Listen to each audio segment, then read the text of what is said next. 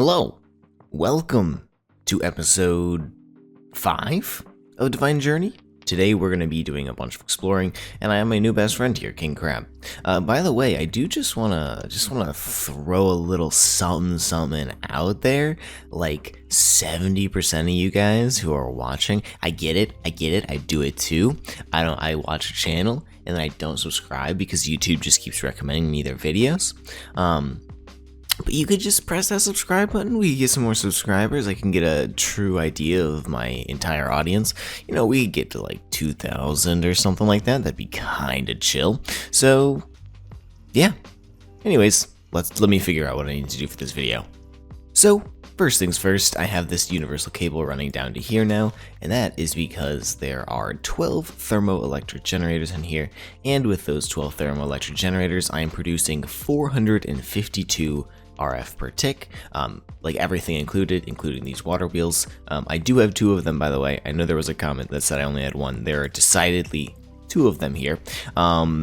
So yeah, that should be enough for now, enough for this video probably, but eventually we will need to upgrade, and I'll probably go the route of the biodiesel generator, because I guess there is one soil from the roots mod that you can automate stuff on. I don't remember which one, but I did see crops like kind of plopping off one of them. So yeah, look, here's another one.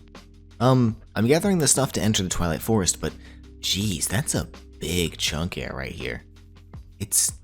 I don't understand. And there's another one over there. What's going on?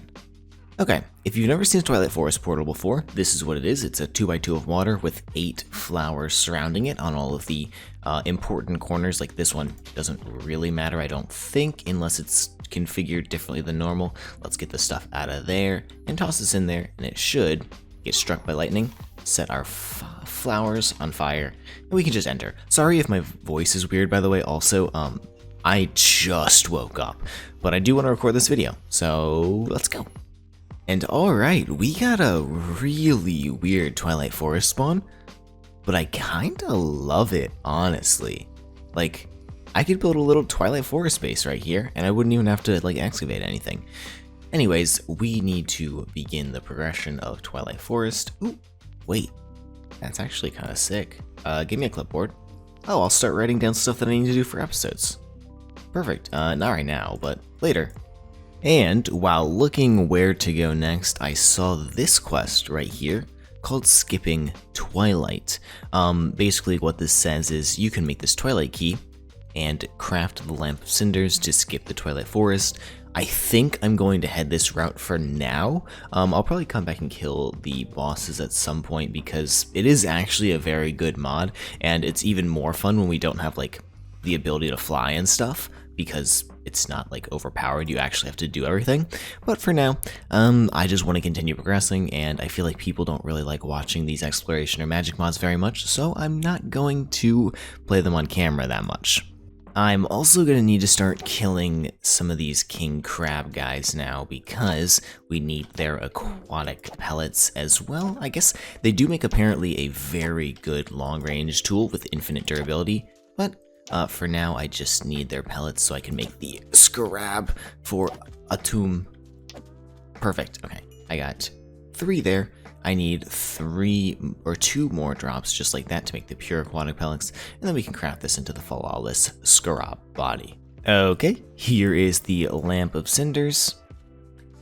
There we go, there are some more aquatic pellets. Here is the flawless Scrab wings. Here is the flawless Scrab body, and here is the Scrab. Okay, perfect. And did I get all of the necessary quests for that in here? Do I technically not have them unlocked? Here we go.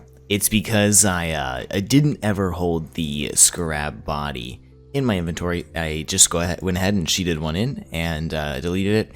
And now we have this. We just need to make the portal for ATUM, and I don't know how to make that. Okay, this is what the portal is supposed to look like. It's a 5x5 bottom layer of sandstone, and then you raise up all of the edges by 1, and then make 2 sandstone pillars on each corner. And we should just be able to throw this in here, and okay, that appears to have worked. Let me go ahead and light this up properly and maybe add some stairs so it doesn't look quite as just disgusting in our world. And here we go. I think I just saw a slime fall. Here's our slightly crappy ATUM portal. I even used the royal torches from ATUM, and yeah, let's go check it out. I got some food, and we should just be ready to go see what's going on in here. I know the main thing that we need to find in here is meteors for Applied Energistics 2. Let me let the world load, and oh, there we go. Oh, hello. You guys immediately want to kill me, right? Yeah, that's what it feels like. So we need to find the Applied Energistics 2 craters. They should spawn throughout the world. That's the only way we can get the metal presses, I think. Usually it's supposed to be like dusty in here, but it's just not for some reason. And I will take that. Let me look around and see what I can find. What did I stumble? Assassinassins? Okay. An ATUM to-do list, and it says, here lies Jirafi. Work to death, he will be missed and replaced. I guess there's some dates in here, an idol of labor. That might be kind of cool. A dirty brooch. I do need to find all of these dirty things, because apparently that is a quest right here. I need 1, 2, 3 more that I don't have just yet.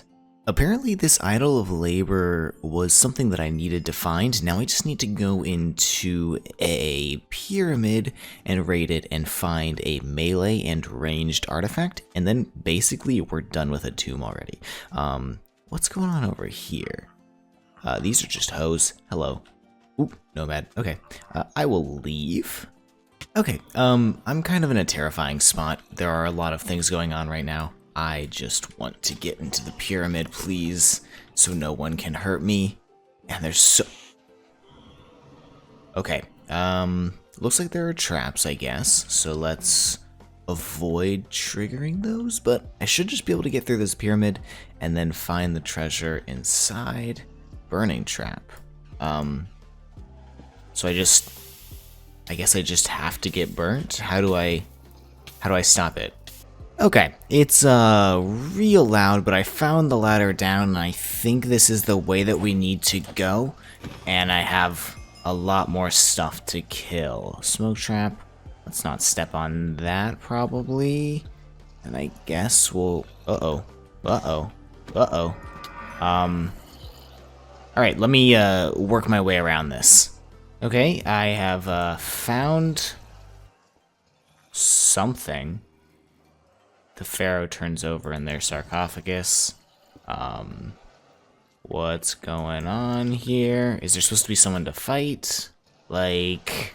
By the way, I figured out how to turn off these traps. You have to have a tool in your hand, apparently, to do it. And we need royal torches here. Not an unlit royal torch. We need these torches. I believe we do this. And then he will spawn, and then I just need to kill this guy, and oh my god. Okay, bad thing that I'm basically out of food. So, I kind of just placed a couple of blocks down, and apparently they can't get around them. This seems unintentional, but I am going to do it because it's easier than dying 10 times. And soon... Here he goes. There he is. Okay, now I just gotta kill all these guys. So, now we have this, and I have necklace artifact. Okay, so that's one of 2 things that we need. I guess I have to go find another pyramid. I found another pyramid. I'm gonna complete it without you guys because it's just way too loud. I'll see you when I'm done, and I get the artifact. Hopefully an artifact that I want. Okay, so I am back home. I got an exile thing. This says fully charged attack have extra knockback. Mining level obsidian. Looks like it lasts for a while. We're just going to use it immediately to make the ATUM equipment. I will store that in there for the time being. And let me clear out my inventory really quickly. First thing we need to do is clean all of this dirty stuff. I'm just going to toss it in here and see what it turns into. We got a bunch of gold coins. I think I need more coins than that. And that's pretty rare, actually. Oh, 14% chance? That's not bad. Golden brooch. Yeah, I don't think any of this stuff is really used for much. So now the goal is to find a Sun Speaker's Tower. Apparently they emit a red beam and are found in mountainous regions. I think that's more this direction. This is a little bit more mountainous, but I'll just run around until I see one. Oh, those are definitely looking like mountains in the distance. I will probably find one over there. Also, I turned my render distance up to 16 chunks. I usually don't play on this because it's just, yeah, there's just slightly more lag spikes, and the memory leak is a little bit faster, and I usually leave the game open for, 5 or 6 hours at a time while recording an episode. So I record at 8 chunks. But the frame rate appears to be just fine, so maybe I'll leave it up for now. Oh. Wait, huge lag spike. It appears as though there's one right there, because that is not a waypoint that I have set. Well, I found the guy. I traded with him a bunch. He refuses to unlock the Enchanted Golden Date trade, so he's dead. Got nothing from that, but there is one other thing for us to do here. Go all the way up to the top and kill the little orb that's up here. So that explodes and it gives me this thing, which is used to make Radiant Beacon. Oh, okay. For the life of me, couldn't get an Enchanted Golden Date trade out of a Sun Speaker.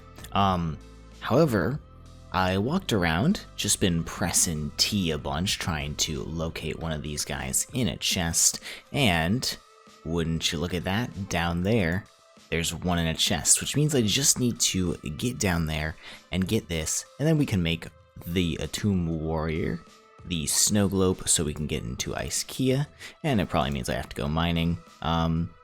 But yeah, that's the only hard part of this thing. I have to make the Poppet, which requires some emmer bread, but I have emmer seeds, so we should just be able to beat this pyramid and be done with ATUM. That's there are a lot of things in here. I need to not die. Oh my god. Oh no. Oh no. Oh no. Oh. Okay, we're good. Okay, down here, and it should be in just one of these chests. I will take that. Here, let me make sure I don't get shot by things. Nothing in there. Where is this guy? Oh, it's in a different room. I thought I saw it down here. So it should just be like right over here. Not in there. What is this? A melee artifact. Interesting. Where is this? Oh, there's a different room in the center there. How do I get there? Apparently this is a hidden room. There are doors right here. I was just clicking on everything and I managed to find it. There we go. The Enchanted Golden Date. What else do we have in here? Anything good? Nothing really good. So I'm not even gonna kill the, oh man, ow. I'm not even gonna kill the guy. I'm just gonna go home. Okay, since you last saw me, I've done a bunch of tiny little baby things that were pretty boring. We need to make this Poppet. I have everything else in order to craft the ATUM warrior. I just need to make the Poppet. The Poppet is not that hard. I actually have everything I need for these linens. I have the bolt of linen cloths. I've just been kind of, trading for them and all that kind of stuff. So what's the hard part? The hard part is the emmer bread. We need emmer dough, which is made by combining the emmer wheat with water. It says you click on the source block of water to convert it to emmer. The main issue is we need this kern. The kern requires both relic ingots and relic blocks, as well as ceramic tile blocks. The relic ingots are the same. They come from this relic ore that we've been mining up to get the dirty artifacts. I had to make a silk touch pick in order to get the relic ore itself. I am slowly smelting the relic dust that I got up in here and turning it into relic ingots that are usable by me for this process. I had to make this kiln because we need it for the ceramic tile blocks. So we need to turn these into brown ceramic tiles, and then I can make the kern and make the dough. And here we go. there's the kern. I assume we place that on there and just do this, and it will turn into, yeah, turned into flour. Perfect. That's the only one of those that I will need. I'm gonna put this up into here for now, and let me go see. Does this work the way I think it should? Yep, it ate the water, turned into dough, and now I can just smelt it up. It actually turns out I was somehow exactly 3 linen short, so I need to actually do the spinning wheel process, which is fine. It will end up with me finally having like basically actually completed this this part. I don't know how to get into this section. I assume that comes later on, but I think I do this, and then we spin, yep, and it gives me some stuff, right? Do I have to like, is it not working? Okay, I figured it out. So what you do is you place a flax on there, you spin it, this changes, and then you need to spin enough flax that it turns into like the whole thing, and then you can take it. And then once you have a little bit of this, you can turn it into the bolts of linen cloth. I don't think, oh, I need to make 12. Yeah, let me do that really quickly. And there we go. After all of that, there's the Poppet. Let me complete that quest before I move on. Take this, turn it into, where's my seed? Okay, it's in here. I got really scared that I had lost it somehow. That was like an hour of my time right there. And there is the warrior. Oh, let me get a little trophy. Let's go ahead and place that in our trophy section right there. Perfect. And let's see, is there anything else to do in here? I could get these 2 artifacts. I don't particularly care about that. I can make a radiant beacon. I don't know what this does. I assume it just blasts the light unless I turn it into a real beacon, but we aren't going to be fighting the Wither anytime soon. Alright, I just took a little break. All of that microcrafting was a little bit much, and then I made slime sling and slime boots, which means we can now get around quite easily in this pack. I no longer take fall damage as well. So let's make the snow globe so we can go to Iceka, whatever it's called. I'm not going to go there just yet. We'll just toss that in the backpack for the time being. And let's make this meteorite compass, and then we can go back to ATUM and find some meteors. And then we can get into applied energistics and a mechanism. I guess there is a meteor this way, and it appears as though they don't spawn on the surface, or I'm certain I would have found one by now. So I guess we'll probably have to dig into the ground. Keep heading this direction. Okay, oops.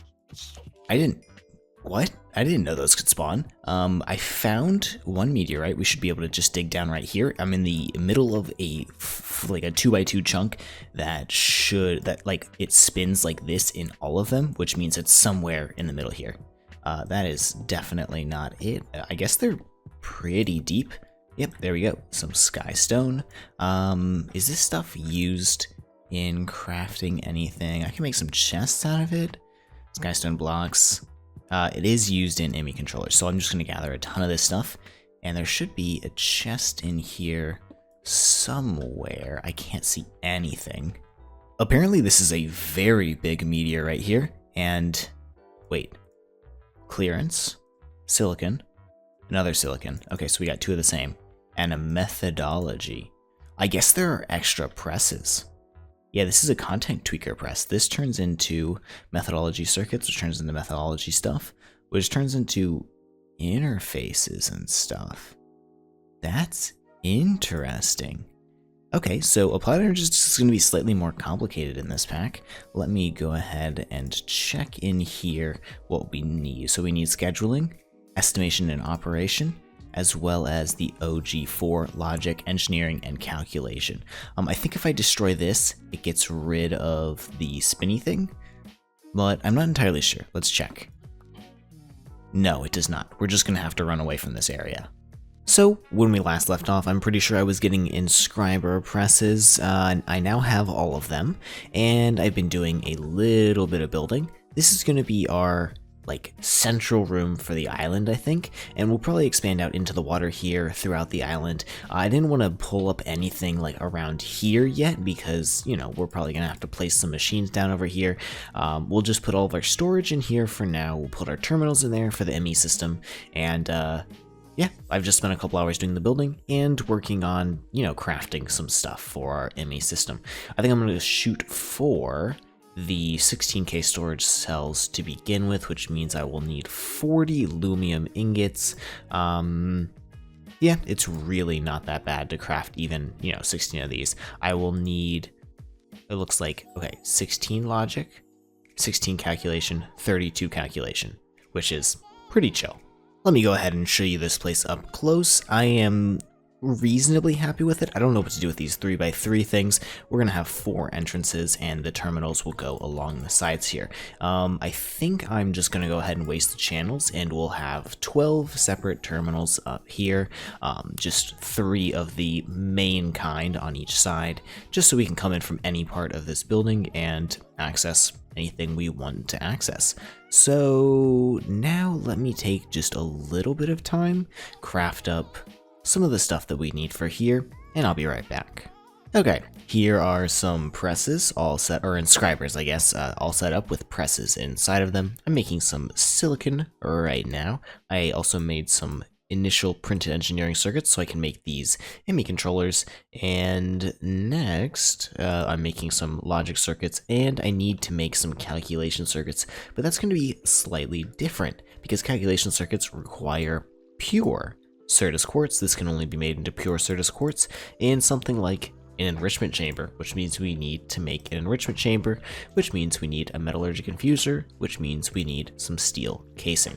So let's get into mechanism just a little bit. I have some steel plates right here, and can I, let's say, make 2 steel casings? Should be perfect. Should complete a quest, and then we want to do this. Can I do this immediately? Wait, nope. Ooh, this. No, I need a couple of things. And here we go, this is the metallurgic infuser. We need to go hook this up over here, but let me grab the things that we need in order to craft this. So I need osmium and redstone. Right now we have to use just normal redstone and normal osmium, but soon, once we get that enrichment chamber, we can use better forms. For now, I will just shove this in here.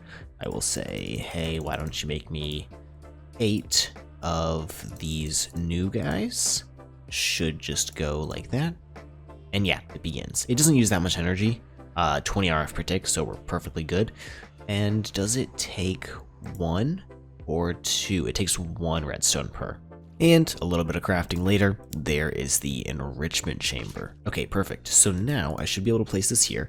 I'll set up a little bit of automation for it later, but I should be able to place this here and shove this into it, and it will slowly run and turn that into a calculated, or a, what is it called? Pure? Yeah, pure. I think I need 32 of these, so let me make 32 of them. Okay, it has been the longest time I've had to go mining for redstone, but I now have, I believe, pretty much everything I need to set up basic applied energistic system. I have some storage cells. I ended up only doing the 4K ones. I have 8 4K storage cells up there because that's about all I could manage with the amount of Certus quartz that I had at the moment, and I dug out this entire area, which was obnoxious because it was also filling with water. So I had to basically fill this entire thing up and then mine it all out by hand, which is terrible. But it's perfectly fine. We need to set up an ME controller. I will do this and then I'll explain it because it's kind of like a little bit complicated to do just like on camera all at once. Okay, is everybody ready for mandatory explain what the heck an ME system is time for this pack?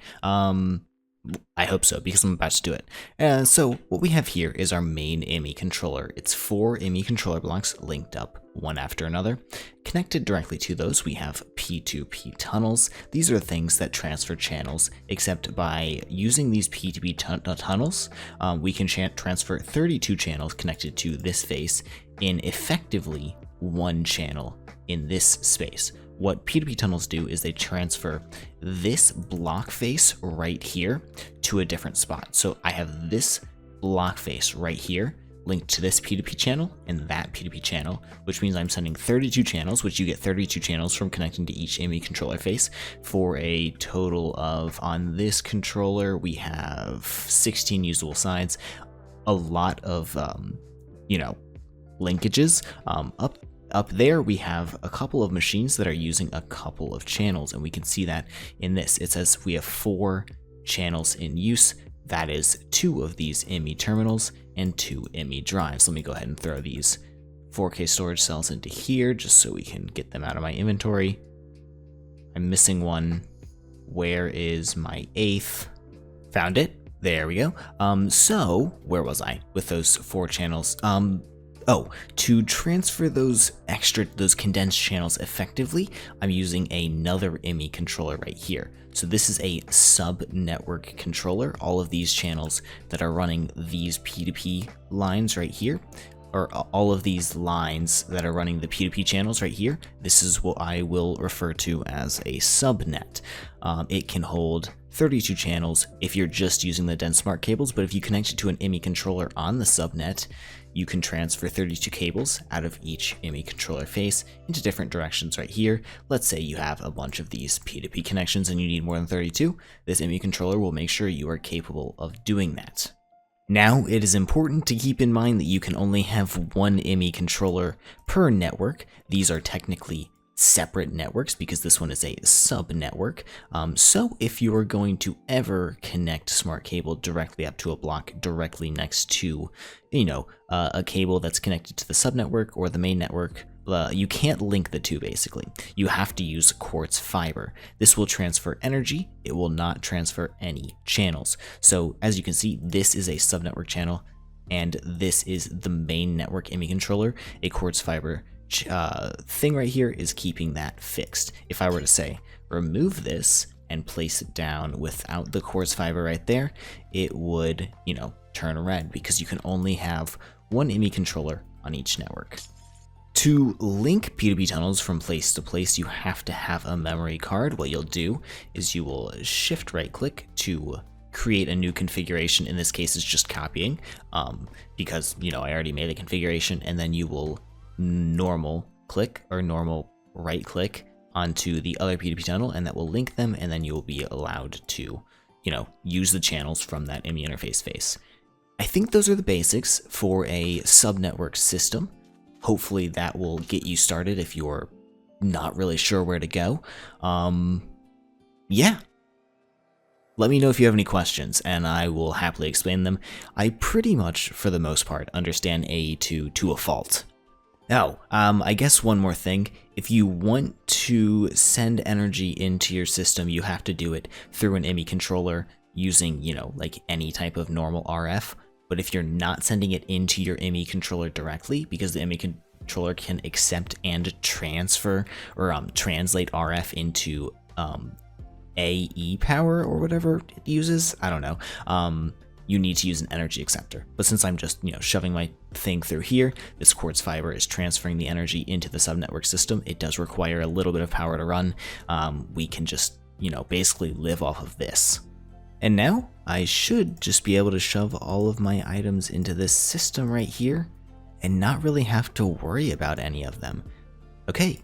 I'm going to take the time to transfer my stuff over here, and I will see you in just a minute. Also, by the way, we can only make the crappy ME terminals because the crafting terminals are too expensive right now. I cannot make estimation processors. We have to go to the end in order to be able to do that. So probably next episode we will upgrade these. Everything else in here is fairly cheap. It's just the clathrate can only be found from resonant clathrate, or resonant endstone, which spawns in the end. So I have to keep this crafting table right here for the time being. Okay, there we go. These are all of the items that we have to our name. It's really not that much, but very soon, now that we have applied energistics, now we can begin slowly but surely automating things. This will start to fill up a lot more, eventually to the point where it appears that we have infinite of everything, and we effectively will at the end of this pack. Anyways, I will work on this building maybe perhaps somewhat in between episodes, and I'll see you guys in the next one. Take care. Bye-bye. I know we didn't finish a full chapter this time, but it's about time for us to stop doing that, because this pack is about to get really, really hard. Okay, see you soon. Bye-bye. Take care. See you tomorrow.